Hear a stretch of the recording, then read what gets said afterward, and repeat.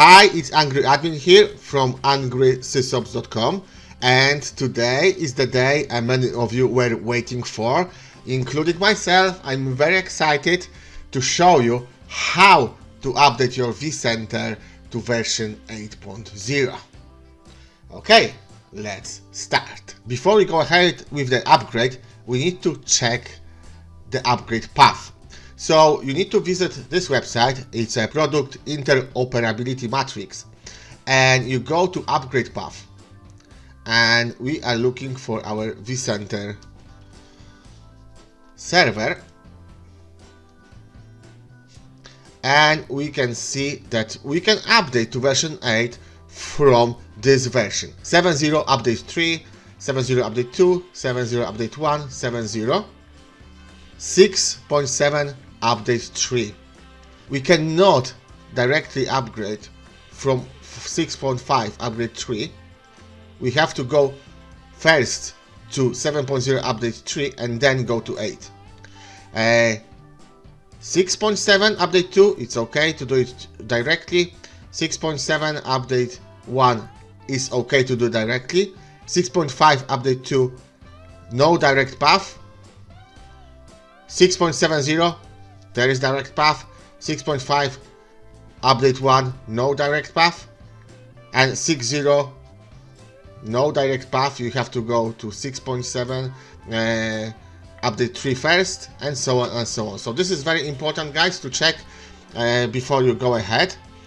And once you make sure that your vCenter can go direct, then let's proceed. What to do if it's not direct path?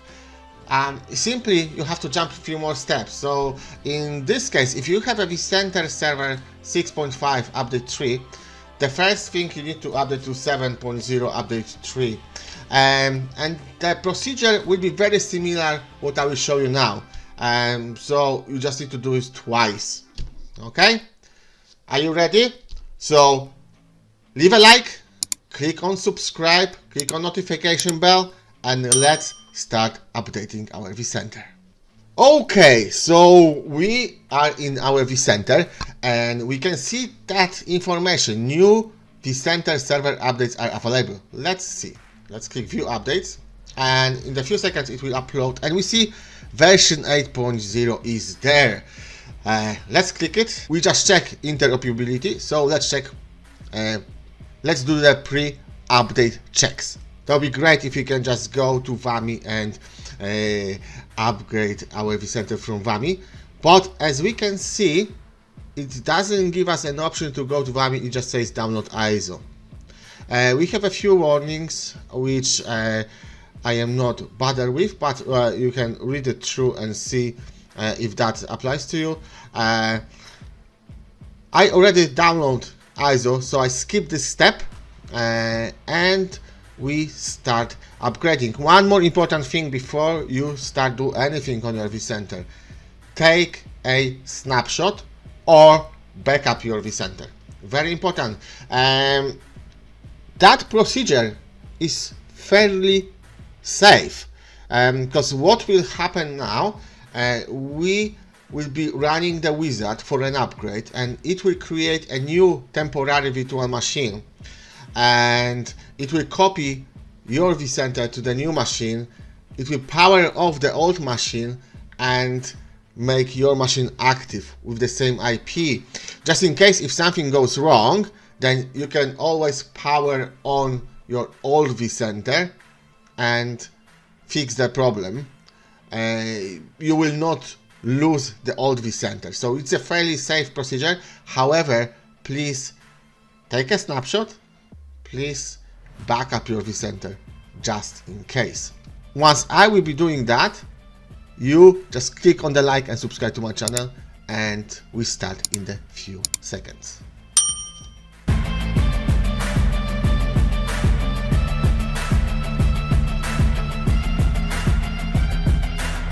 As I said, I already have my ISO downloaded. So what we need to do is just mount it, and we go to the UI installer, and as I on the Windows machine, I'll go for the Windows folder and install.exe. Now, if you remember from the previous video, we were making clear installation of vCenter. Now we are doing upgrade. So let's click on upgrade. Click next. Of course, you have to read it through, accept terms and conditions. And now we need to provide the vCenter we want to update.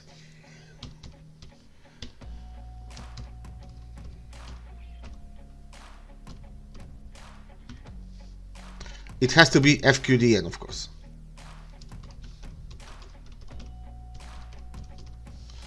And let's try to connect to our source. It will fail because I cannot spell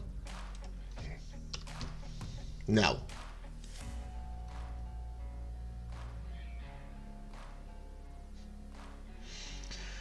Okay, now we need to put few more details, like an administrator password.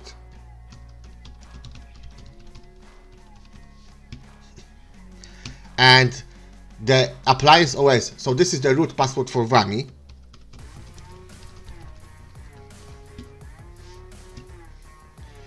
Now ESX host or server that manage your appliance. So we just do the same. And username will be administrator.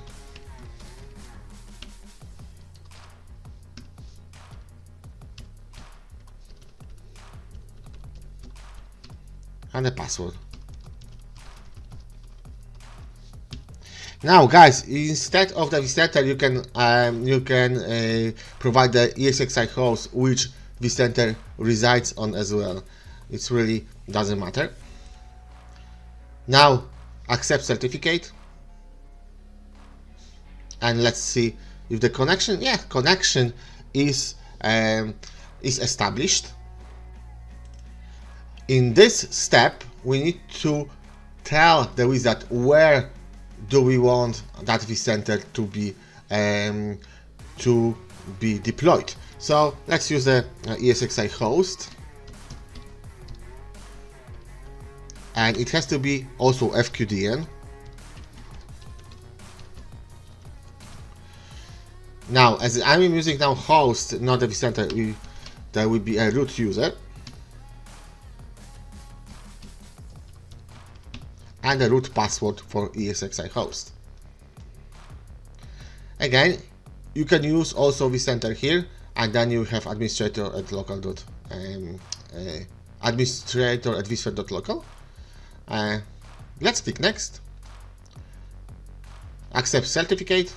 So in this step, we need to set up the target vCenter. So what we want to have the same name as we used before, which is ASO APS02. However, I already have that name taken. So if you can see, my vCenter is here with the same name as here, and it cannot be like this. So what we need to do, I will just right click and rename, and I just do the prefix old, click OK, and now we should be fine to proceed with that name.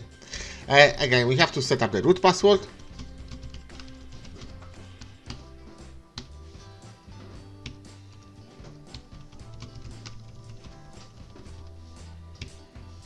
And clicked next. So on this stage, we need to select deployment size. I have this one, so I leave as it is. I will use my local drive, and I will enable team mode. Again, the team mode versus tick mode. The team mode doesn't take the whole space, it just takes space what is needed. In the tick mode, I would reserve the whole space for vCenter now, which I don't need. If you want to more know about the difference between team and tick mode, please visit my blog, Angry sysops.com, and in the search box just type in TIC provision and you will get loads of useful information. Okay, let's click next. Now we set the network. My vCenter is on MGMT network, and this is the temporary IP. So now this IP will be used to spoon that VM and to start copying necessary data to your new VM. And after that, IP will be changed to your existing IP. So I will show you my IP schema now. As you remember from my previous videos, my IP for that vCenter is now this one, and I need to have a free IP. Now, the best option for you guys is that IP have to be reachable. It doesn't need to be necessarily in the same subnet, but vCenter, both the old vCenter and the temporary vCenter, they need to be able to communicate each other. Okay, so in my case I will use the same subnet as this is my home lab, and I will use like 1, 1, 2, 4 because it's free on my list. Okay, so it's 1, 2, 6, 1, 6, 8, 1, 1, 2, 4. That's free, and the subnet mask is obviously 24 in my case. Now the gateway is 254, and the DNS is 192.168.153. Once we're happy with the settings, let's click next, and we can see that source is this one. So this is our old vCenter. This is target ESXi host where I want the new vCenter be located on. The new, our upgraded vCenter name is this one.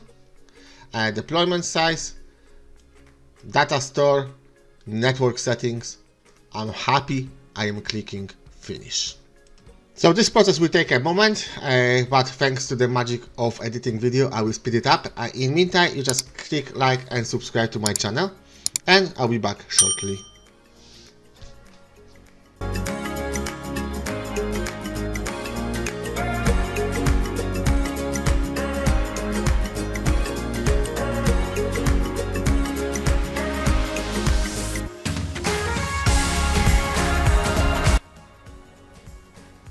And we are back, guys. So stage 1 is completed successfully, and we can just click continue. And welcome to the stage 2. Let's click next.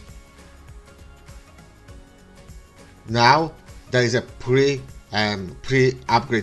check in progress. Again, it will take a few moments.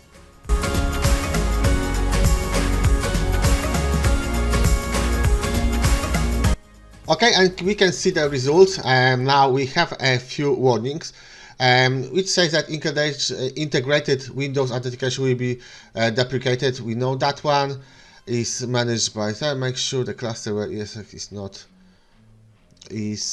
not set for full automated during the upgrade.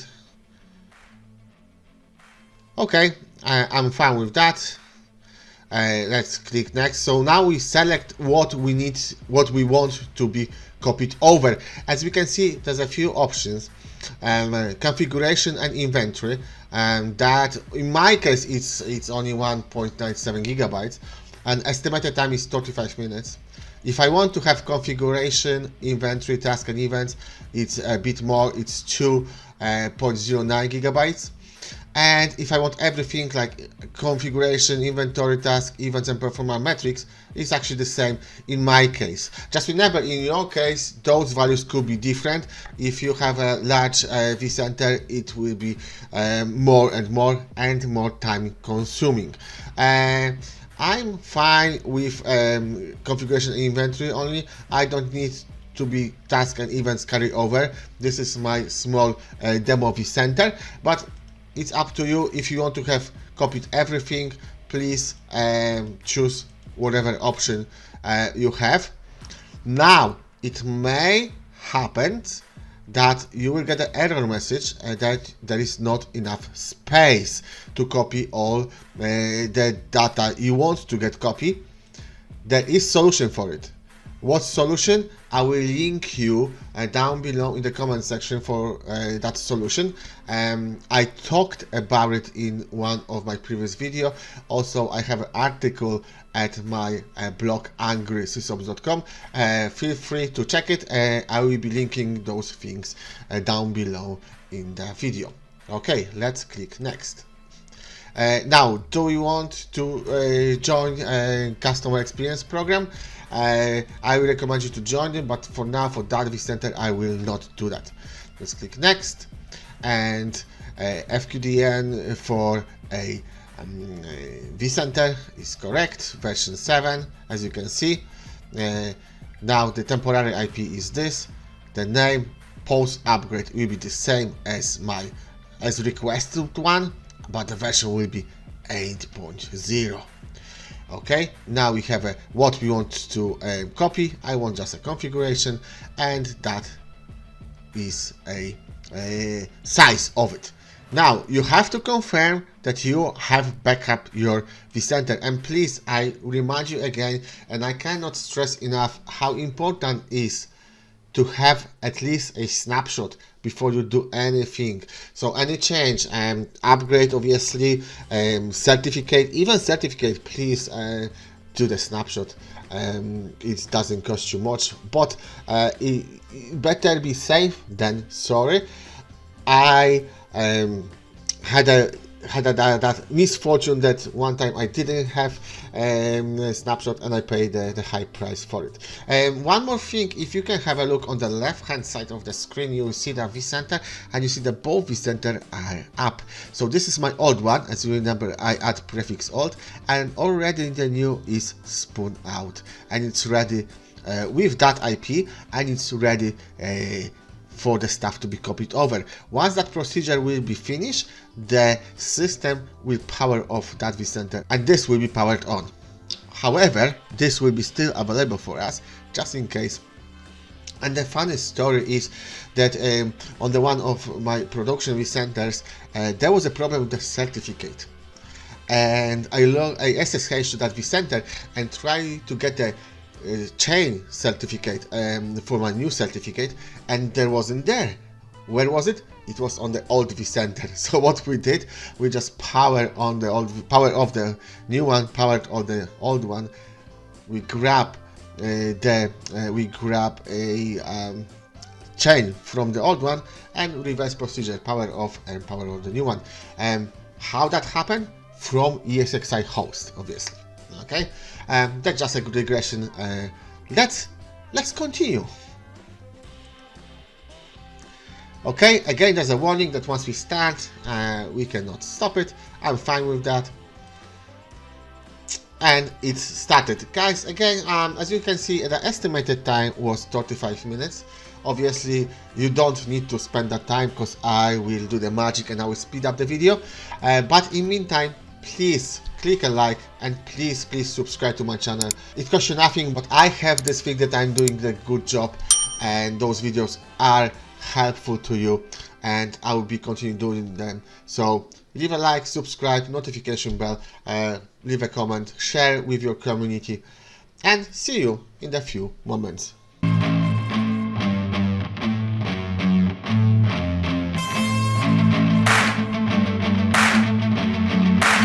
And okay, guys, that is it. Stage 2 has been completed. Now we can go to our vCenter and see our brand new vSphere 8. So let's close it and let's re-log in.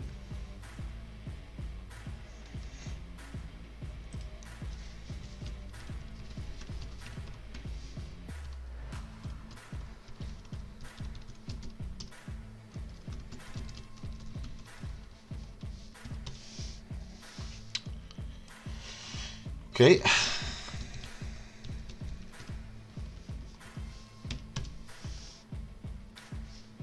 My fat fingers. For a second I thought, oh my god, I mixed up the password during setup, but no, okay. Ta-da! vSphere 8. Is it? So let's have a look. Yes, you can see that already asked me for expire or licenses or expiring. That's because it's a trial license.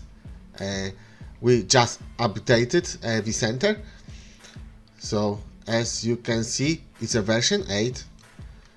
The screen looks a bit different. We have an issue and alarms here, and that's okay.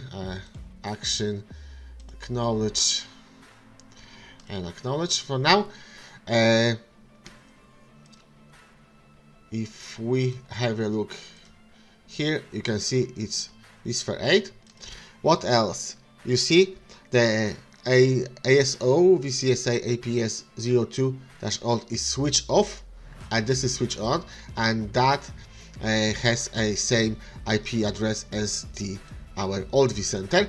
So if we need to get something from this vCenter, we just need to log into the ESXi host and power down this one and power on that one.